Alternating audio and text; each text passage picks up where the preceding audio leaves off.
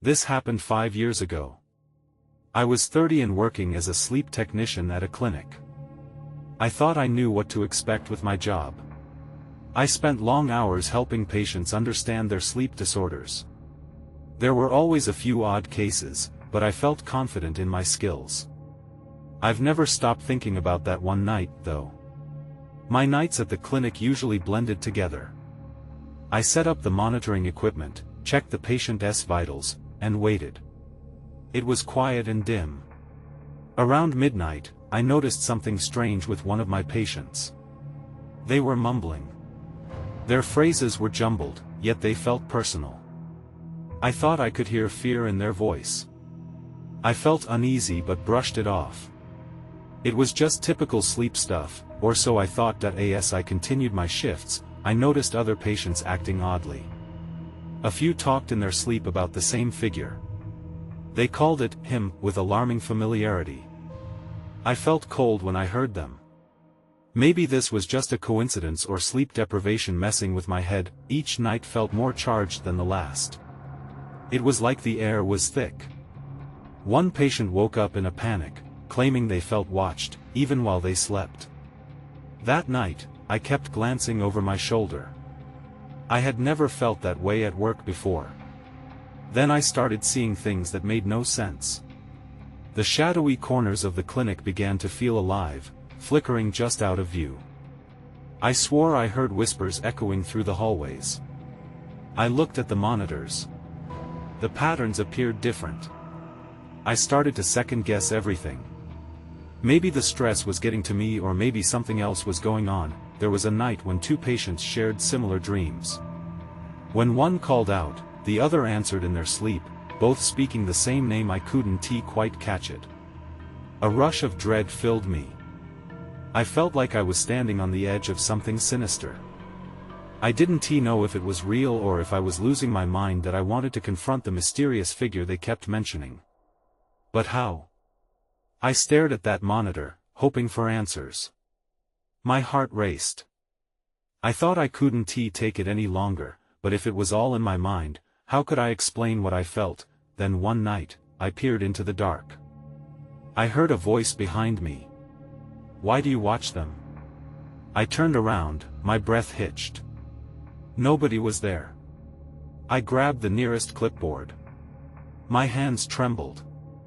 I went back to the monitoring room. Everyone was asleep, but the whispers grew louder. I shook my head and pushed the fear away. I had work to do. I didn't want to seem weak. Still, I glanced at the patients. Their faces were twisted in fear, but I couldn't tell if it was just in their dreams. Later, as I wrapped up, I felt a pull. I have to know what this is. But inside me, dread whispered back, reminding me of the face that haunted each patient. I never figured out what it was. I don't know if it was real, but I can't shake the feeling. 5 years later, I think about that night every time I walk by a sleep clinic. I still hear the whispers, echoing around me. But I've never been brave enough to find out what they mean. I spent the next week replaying that night over and over. The whispers haunted my thoughts. I decided it was time to confront my past. I called an old coworker, Sarah. She had left the clinic the same year I did but had always been interested in the bizarre happenings we discussed in passing. "Hey Sarah, do you remember those patients who talked about that figure?" I asked as soon as she picked up. "Of course. It was creepy," she replied. "Why?" "I think it's time to revisit that place. I can't shake the feeling that something is wrong." She hesitated. "Are you sure that's a good idea? That clinic has a way of making you doubt your sanity." "I need to know, Sarah. Don't you want to find out what's behind it?" She finally agreed. We planned to go to the clinic after hours, just like old times. I felt nervous but more determined. On a chilly evening, we arrived just past midnight. The clinic was as I remembered, quiet and dimly lit. It felt almost too familiar, like stepping back into a dream. The air around us was charged with memories and unspoken fears. As we walked through the halls, Sarah kept glancing around, her unease palpable. I led her to the monitoring room, the heart of all those strange occurrences. The machines lay dormant, but I could still feel their presence. "Remember that night?" I asked, recalling the incessant whispers. "Do you think we'll hear them again?" Sarah shook her head. "I hope not. This place has a strange effect, you know? Like it feeds off your fears." I turned on a monitor, half expecting something to happen. For a moment, there was silence. I could only hear our breathing. Then, just like before, it started. A low murmur echoed through the speakers, nothing comprehensible but heavy with dread. "Do you hear that?" I asked, heart racing. "Yes, and I don't like it." Her voice trembled. Without thinking, I pressed the button to record. Maybe this time, we could capture something that had eluded me before.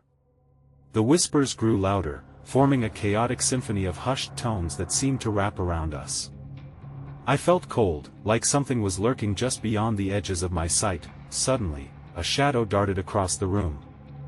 I barely caught it, but my instinct screamed at me. I turned quickly, but there was nothing there. Just the two of us and the claustrophobic walls closing in. What was that? Sarah's eyes widened. I don't know. Panic surged through me. I hoped I could be brave, but terror gripped my spine. Then, from the other room, I heard it distinctly. A name. A name that sent chills through my entire being. It was the same name I had heard all those years ago, whispered between the patients, echoing in my mind. "I found out who he was," I whispered, but the moment the words left my mouth, I realized I had stumbled onto a truth that might be worse than the nightmares. "That just made it worse," Sarah said, backing up towards the exit. Before I could move, the lights flickered and went out. The darkness enveloped us. I fumbled for my phone, its glow illuminating a small circle around us. But that wasn't the worst of it. Someone or something was breathing behind me. I stiffened and turned slowly. Just then, everything went dark. I couldn't see anything. The darkness pressed against me like a living thing. My heart raced, pounding in my chest. I was frozen, the hairs on the back of my neck standing straight up. The shallow breaths continued. It was close. Too close. "Sarah?" I whispered, hoping to pierce through the silence. I had to know if she was still with me, still safe. "Right here." Her voice was barely audible, tinged with fear. I felt relief wash over me momentarily, but it quickly vanished as the breath behind me shifted, quickening as if it was sharing in our panic. As I slowly turned back, a sliver of cold air brushed my face, and I was certain that whatever haunted this place was right behind me. I fought the instinct to bolt. Instead, I remembered the stories I had heard, the ones about how fear fed the darker entities that roamed these halls. I had to keep calm. I needed to confront whatever was here. "Who are you?" I demanded, my voice stronger than I felt. The oppressive silence answered with more deep breaths, dragging shadows into the space between us. "Maybe we should just go," Sarah urged, her voice trembling. "We shouldn't have come back." Just then, there was a loud bang from somewhere deeper in the clinic. The sound echoed through the halls, shaking the old walls. It was as if the very building was protesting our presence. "Did you hear that?" I asked, clenching my jaw. "Yes," she whispered. "But we can't just stay here." Before I could respond, the darkness shifted, suddenly illuminated by a flash of phantasmagoric light. It revealed a figure at the far end of the room, cloaked in shadows, standing unnaturally still. My breath caught in my throat. I recognized that shape. It was the same silhouette one of the patients had described years ago, the same figure I couldn't escape from in my dreams. My mind raced. Everything I had suppressed, all the doubts, fear, and confusion, boiled over as I felt it staring through me. "Who are you?" I called again, stepping closer to Sarah, who was visibly shaking now. "It's not safe. We need to leave," she cried, but my curiosity was overwhelming. I needed answers, even if the truth tore apart everything I thought I knew. "I'm not afraid of you," I said, trying to sound confident. But inside, I was screaming. The lights flickered back on, but the figure didn't dissipate, it remained there, eerily human. I glanced at Sarah, who looked horrified. "What is it?" she asked, tears glistening in her eyes. I think I know who it is," I stammered, my mind racing with the implications. Then, the figure spoke in a voice that was nothing more than a whisper yet filled the room. "You've come back." Chills raced down my spine. "What do you want?" My voice cracked, but there was no backing down now. "You must remember," it said, inching forward. That's when I saw it. The figure's face became clear, and it wasn't a stranger. It was someone I thought I had forgotten. And suddenly, I remembered the truth. I stared at the figure, and memories surged back like a tidal wave.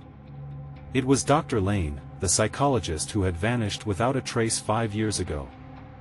I had buried the incident deep, but seeing him now, it was like the walls of my mind crumbled around me. Dr. Lane? I barely breathed the name, each syllable heavy with disbelief. "Yes," he replied, his tone drenched in a sorrow I couldn't comprehend. "You need to remember what happened." "Remember what?"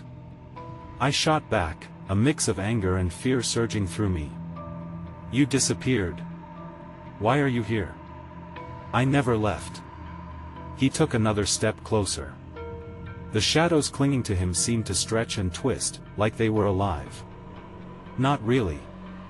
You brought me back." I shook my head. It felt surreal. Part of me wanted to run, to flee this moment, but something tethered me in place. "What are you talking about?" "I don't understand. The patients, they never went home. They are here with me."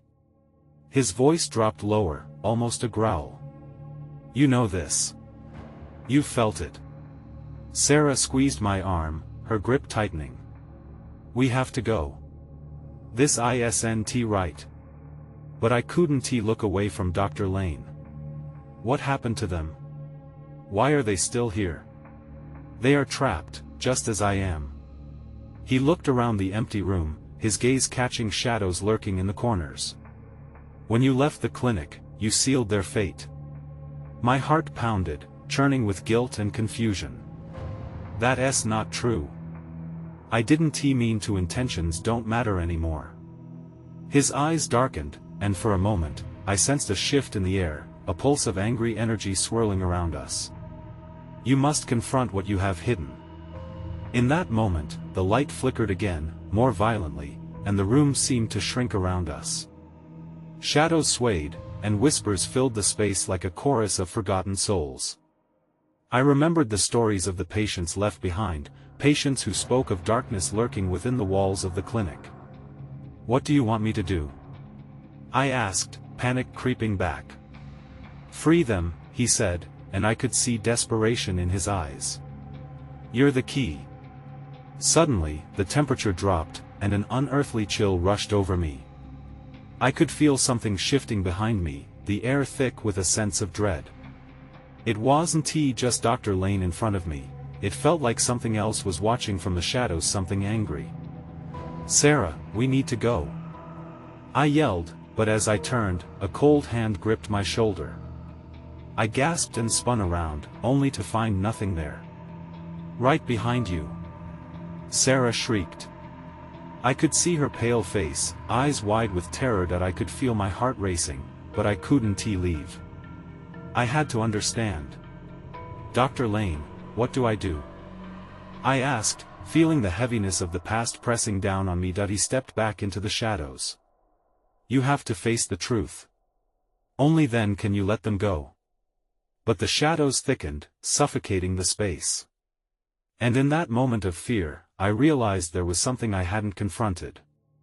Something darker than I could ever imagine. The next moment was a blur as I was pulled backward, away from the flickering light and the haunting gaze of Dr. Lane. Everything went dark again, and I felt myself slipping, the walls of reality collapsing once more. I couldn't hold on that I had to find a way to escape before it swallowed me whole. When I opened my eyes, I wasn't in the clinic anymore. I was sprawled on my living room floor, the light from the afternoon sun streaming through the window. I took a deep breath, trying to shake off the lingering dread that clung to me.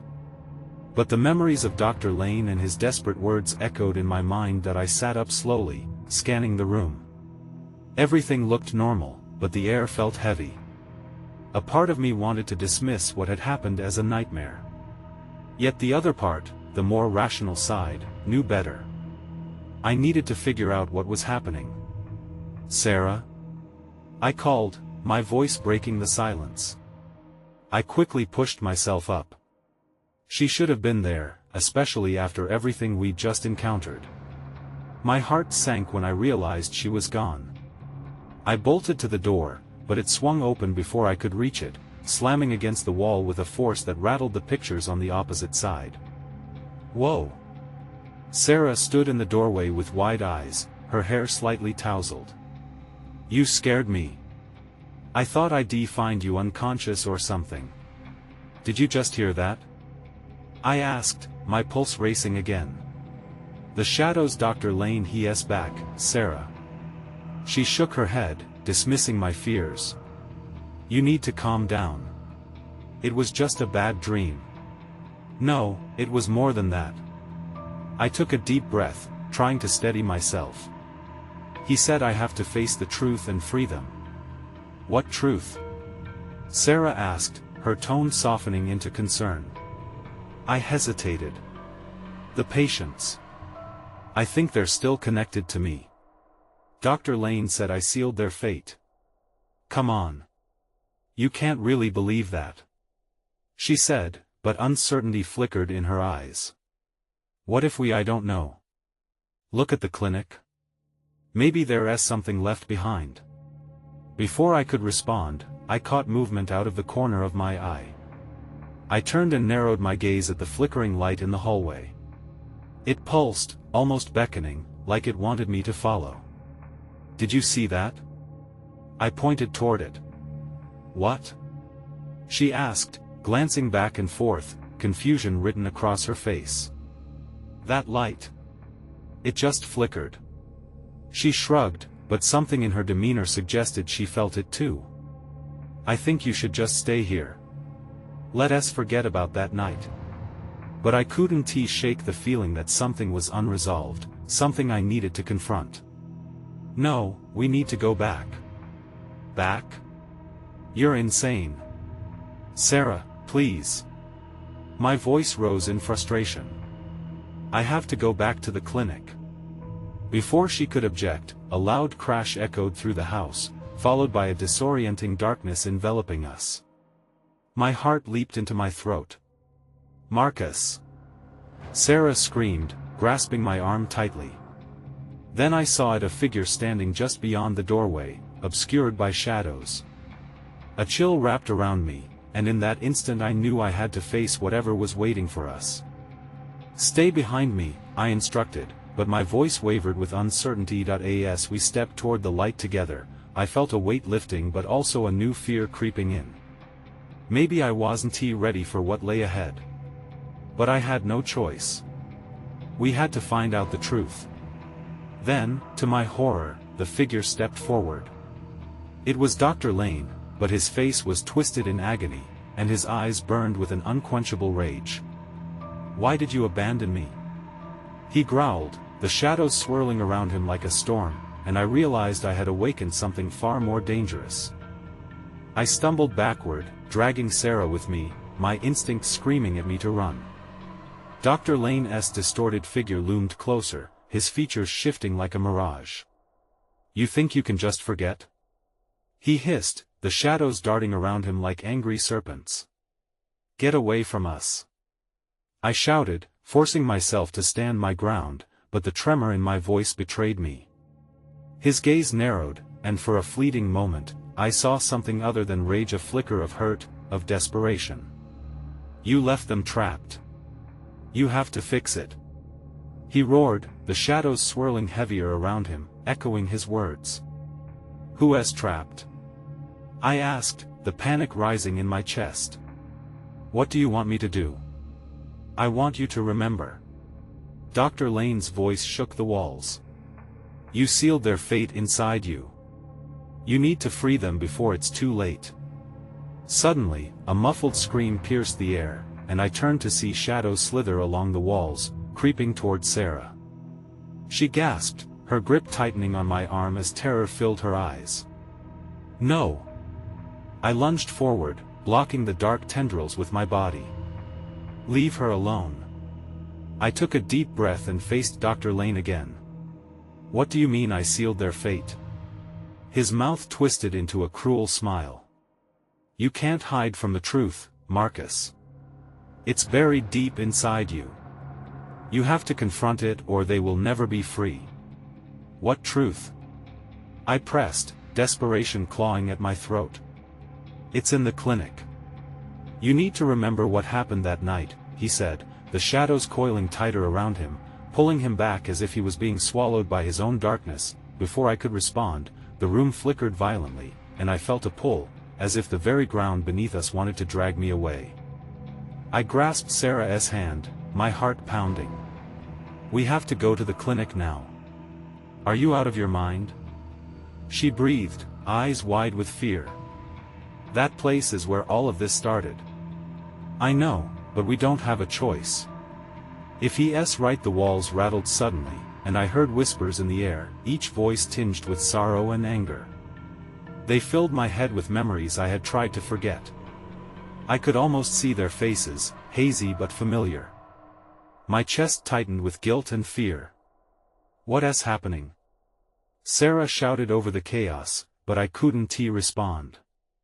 An intense light erupted from the hallway, and for a moment, I was blinded. The shadows shrieked as they recoiled, and in that blinding moment, all I saw was the outline of the clinic standing before me, unharmed, waiting. Marcus! We can't go back. Sarah pleaded, panic in her voice. I felt a strange sense of clarity despite the chaos. We must. I have to confront this. I have to save them. But as I turned, determined, the warmth of the light faded. A heavy silence fell, but just before I stepped forward, I heard it. A voice calling from the edges of reality, desperate and filled with anguish. Help us! The weight of those words pressed down on me like an anchor. I took a deep breath, glancing at Sarah, her face pale with fear. We're going to the clinic now. As we stepped into the light, I felt the shadows grip at my back, and the weight of my choices pulled me deeper into their chaos, for better or worse. I shielded my eyes from the blinding light as we crossed into the clinic. The air was thick with unease, and an unfamiliar chill swept over me. Instinctively, I tightened my grip on Sarah's hand. Together, we stepped into the sterile halls that I had tried to forget, but they were just as eerie as I remembered. The silence was deafening. Each step echoed, reminding me of the long nights spent here, where time blurred and my sanity frayed. I looked around, searching for signs of life or any hint of the past crammed inside these walls. Marcus, Sarah whispered, her voice trembling. Are you sure we should be here? What choice do we have? I replied. The shadows still tugged at my thoughts, beckoning me to remember. As we moved deeper into the building, flickering lights overhead cast strange shadows that danced mockingly on the walls. I could feel the weight of our decision. The dread settled around us like a fog as I led us toward the back corridor, where the therapy rooms were. Do you remember this place? I asked, half turning to her, hoping for a distraction from my own haunting memories. A shudder ran through her. I remember bits and pieces, but I thought we put it behind us. I didn't want to come back here. I didn't either, I confessed, a sharp pang of regret slicing through me. But Dr. Lane was right. We have to uncover the truth. Just then, a distinct creak echoed from a nearby room. I froze, the hairs on my neck standing on end. Something felt wrong. "Did you hear that?" Sarah asked, her eyes wide.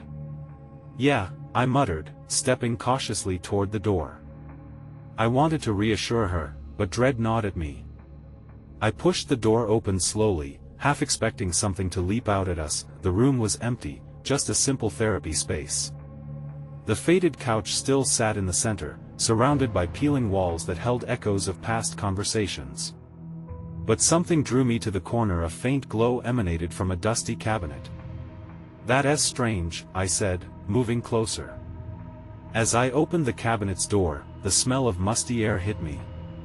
Inside there were journals, their spines cracked and fragile. I picked one up, my fingers brushing against the cover. It felt unnaturally warm. "Marcus, maybe we should," Sarah started, but I was already flipping through the pages, skimming over the handwritten notes and sketches. Words like trapped and help us jumped off the page, striking an all-too-familiar chord. "Look at this," I said, my voice low as unease churned in my stomach. "These notes, they're about the patients. They're all connected." I turned to her, eyes wide. "They need us to remember. But why would they want us to come back here?" The lights flickered again, and the temperature seemed to drop. Suddenly, a loud bang echoed down the hallway, making us jump. My heart raced. "Someone's here," Sarah whispered, her voice shaky again. "Or something," I replied, a chill creeping up my spine. There was no turning back now. The truth awaited us in the dark corners of this clinic, but I had no idea what it would unleash. Then everything went dark. When the darkness swallowed us, my instincts kicked in. I felt Sarah's hand clutch mine tighter, panic tangible in the air. I blinked, waiting for my eyes to adjust, but the shadows refused to lift. "Marcus?" Sarah called, her voice trembling, a mix of fear and confusion. "It's okay," I whispered, though I wasn't sure if I believed it myself. The darkness pressed around us, thick and suffocating. I moved slowly, feeling for the wall. My fingertips brushed against the cool surface, providing a flimsy reassurance in the enveloping void. A faint light flickered back to life, illuminating just enough of the room for me to see the cabinet still ajar. Relief washed over me, but it was short-lived. The air grew colder, and the scent of decay mixed with the musty smell of old books. "Let's get out of here," Sarah urged, her voice shaking. I was about to agree when another noise echoed down the hall. This time it was unmistakable, a soft shuffling, like footsteps creeping closer. My heart raced. "Did you hear that?" I asked, my voice barely above a whisper. "Yeah," she replied, taking a step back. We stood there, frozen, listening as the footsteps stopped and then started again, dragging against the tiles. I could hardly breathe. The memories of this place crashed over me, shadowy figures flitting through my mind like ghosts of the past. Then, just as quickly as it began, the sound stopped. Silence. A heavy stillness settled, and for a moment, I thought we were safe. But then a faint voice broke through the quiet. "Help us!" I turned to Sarah, my spine tingling. "Did you hear that?" Her eyes widened, and I could see the realization hit her like a wave. They're still here? I didn't want to believe it. This place had already taken so much.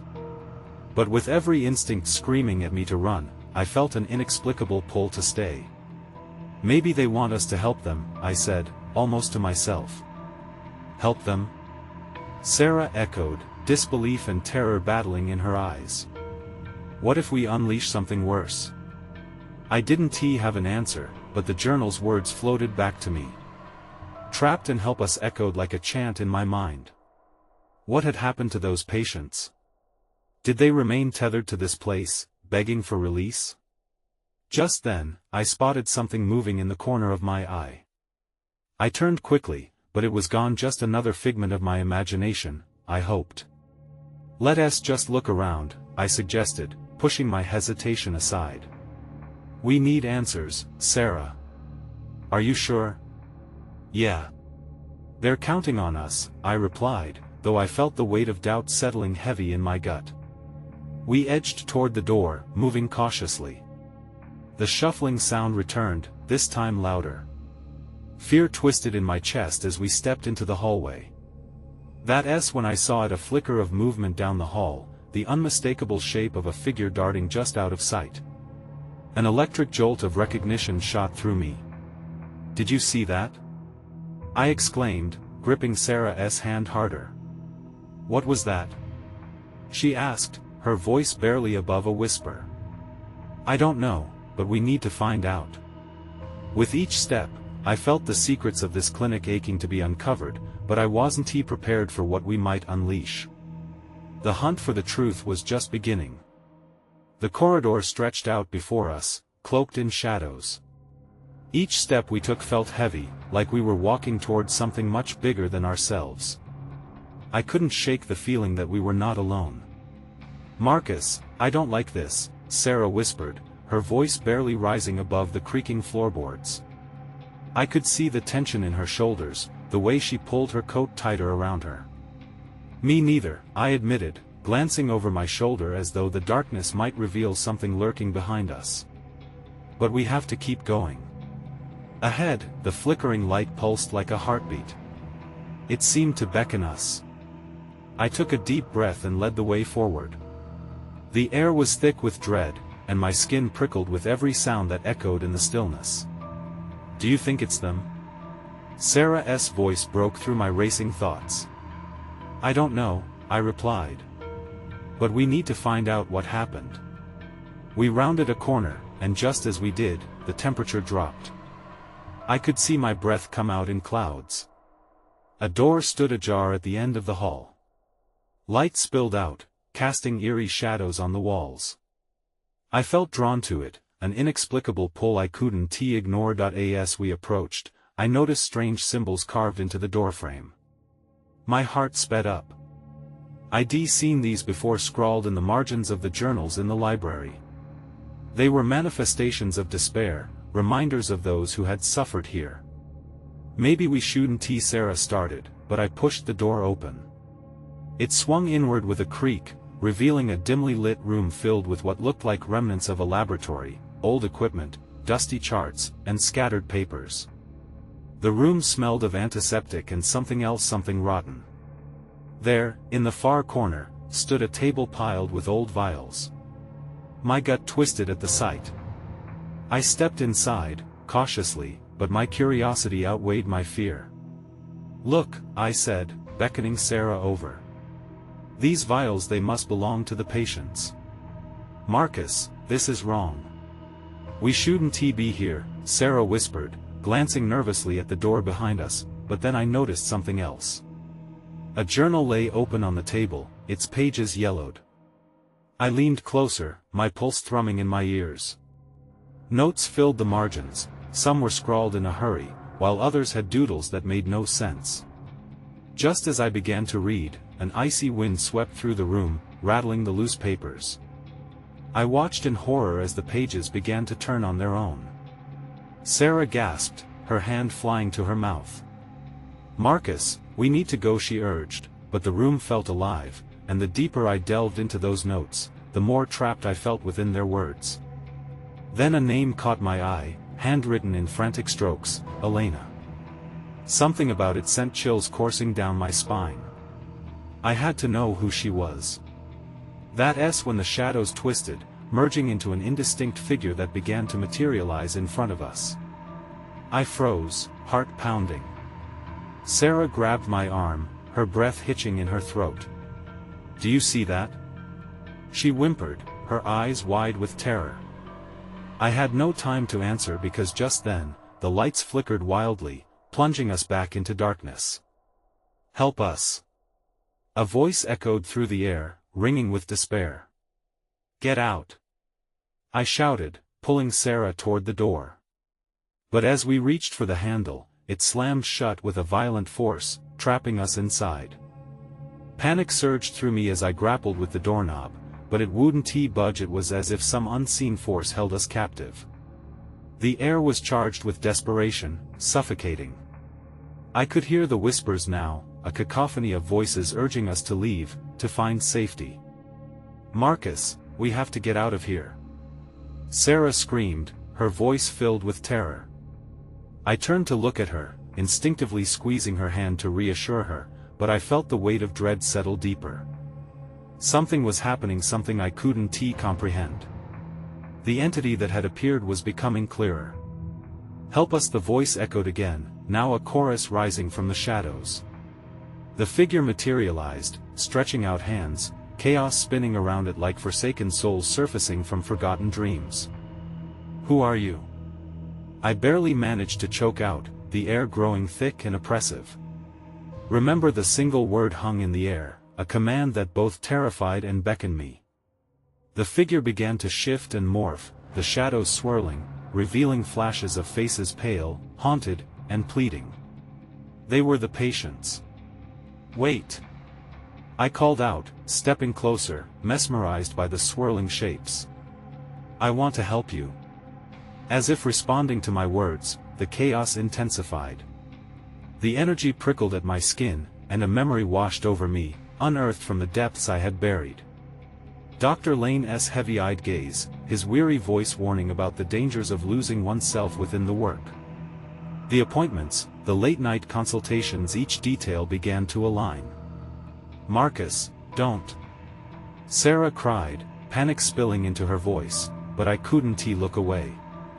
Then I remembered Elena, the name from the journal, the girl who always sat quietly in the corner during our sessions, the one who had begged for help and had fallen through the cracks.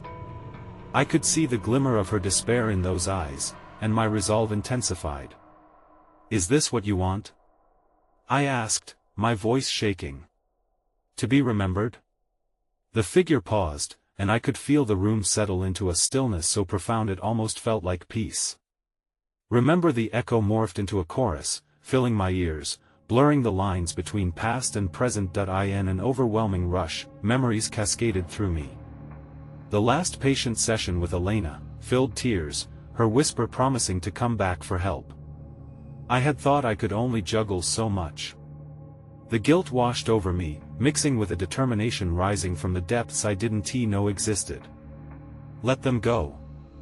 I shouted suddenly, my voice raw, cutting through the ethereal noise swirling around me.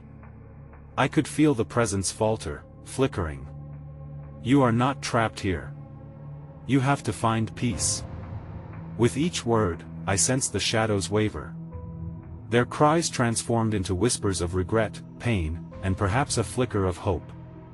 I forced myself to hold the gaze of the twisted figure, willing them to release their grip on the clinic, on me, on Sarah. I was not responsible for their choices, but I could free myself. With a resounding roar of eerie energy, the entity collapsed into a flurry of shadows, swirling like smoke in a gust of wind. The room shuddered, and as quickly as they had come, the figures began to dissipate into the ether. But the truth was never simple. Just as a flicker of light surged to fill the darkness, I felt the pressure of the final word emerge from the darkness, the name of the girl, Elena. It pressed against my chest, burdening me in a way I could not yet comprehend. Suddenly, the blaring noise stopped. The door jerked open, flooding the room with light. Sarah and I stumbled out into the corridor, panting. The weight that had lain so heavy felt lighter. "What just happened?" Sarah gasped, her breath steadier than mine. "I don't know," I admitted, glancing back into the dark room, half expecting shadows to claw back. "But I think something changed."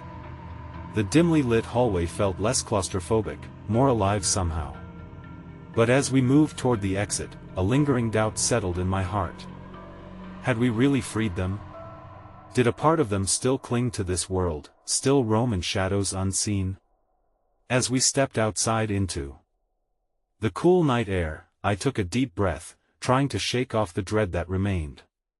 The flickering lights of the clinic behind us glimmered in the night, ambiguous, a warning and a memory wrapped in one. I turned to Sarah, who looked just as bewildered. "What did we unlock?" I wondered aloud, my heart still racing. She looked back at me, her expression a mixture of relief and fear. "I don't know, but I don't think it's over." I couldn't shake her words. In that moment, I realized the threads of our past might forever intertwine with the echoes of the lives left behind, leaving a part of me haunted. I pushed those thoughts aside, knowing I had to take each day as it came. That I moved to a different city after that. Sometimes I wonder if the clinic still stands, if those things still thrive in the dimly lit hallways. I still hear whispers in the night, soft and insistent. But I've never been brave enough to uncover what they might mean.